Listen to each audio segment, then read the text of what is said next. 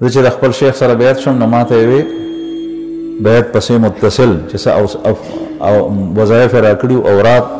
ماته یې وې سینه به چا سره نه ملاوې نور به پته نه وم پوهې خو بس میټریک ته نه به ملاوم چې ملاقات کې معانقه به نه کړي سینه به نه ملاوې چا سره اخبار به نه ګوري بیا وروسته ماته پته ولګېده چې سینه ملاولو سره چې کله ته د بل سره سینې یو ځای کې د هغه په زړه کې چې کوم خبث دی هغه ستا زړه ته منتقلېږي